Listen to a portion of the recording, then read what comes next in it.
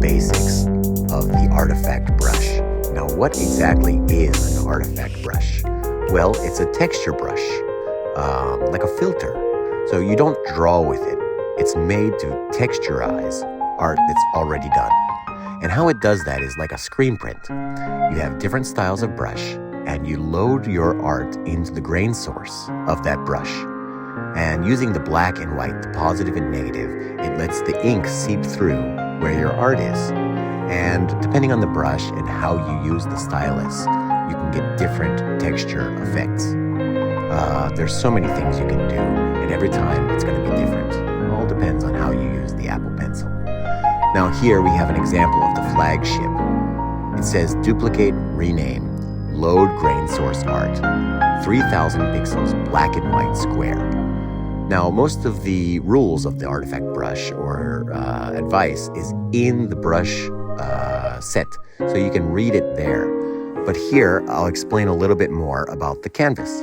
I always use 3000 by 3000 pixels at 300 dpi. This is great because it's not too small that you can't send it off to clients if they want it. But it's not too big that it's going to break the bank in terms of memory on your hard drive when you make a lot of these. So here I have a badge as a PNG, and I load it into Procreate from the photo album. And I saved the white background there because I want to save it as a JPEG, and I want to have that positive and negative, white and black. So a 3000 pixel squared canvas, saved. I don't need the art anymore. What I'm going to do is pick my brush and load it into the grain source. But it's always a good idea to duplicate that brush and rename it so you have a reference and you can save the original factory settings. If you make a mistake, you can always reset the brush there in the About This Brush tab.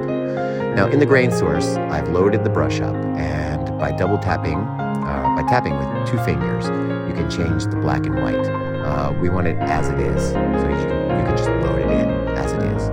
And the art part is going to show up with a clear background. Now, as you apply this texture, it does add a lot of roughness around the edges, so it's good to start with some of the text so you keep that legible.